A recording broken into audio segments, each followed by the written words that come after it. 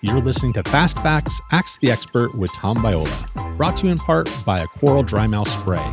Stay tuned after the episode to hear a special message designed to help you treat your patients even better.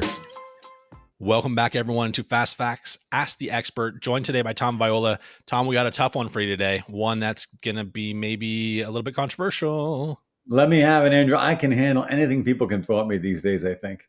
All right, here we go. I've seen this probably for no less than 10 years in the social media forums. Articaine for mandibular blocks.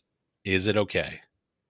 All right, Andrew, I can't handle this one, so thank you very much. And take care. No. We're going to look. Let me tell you this. When I first started talking about Articaine for mandibular blocks, I used to have hair. Okay. How long ago was that?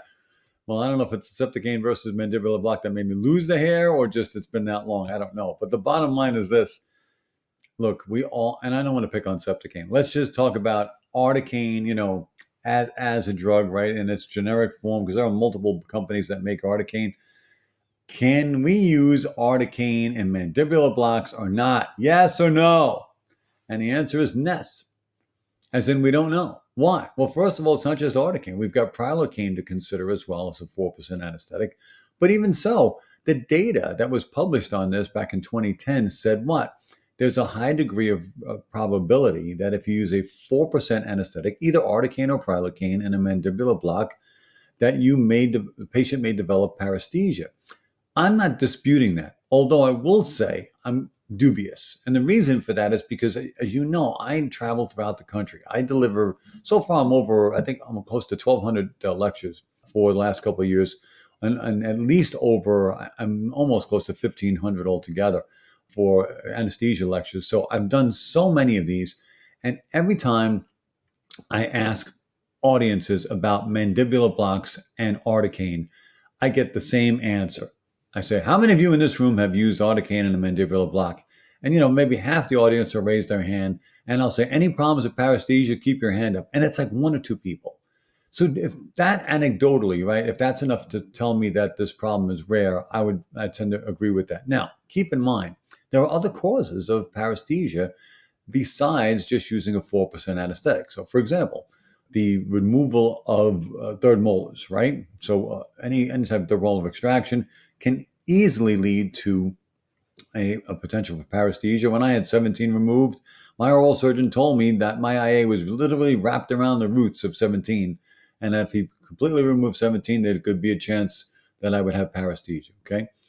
Another reason you might get paresthesia, needle trauma, okay? It can happen, especially with depending techniques being what they are. Your technique is different than mine. And so, okay, in those two cases, third molar extraction, needle trauma, did it matter what was in the cartridge?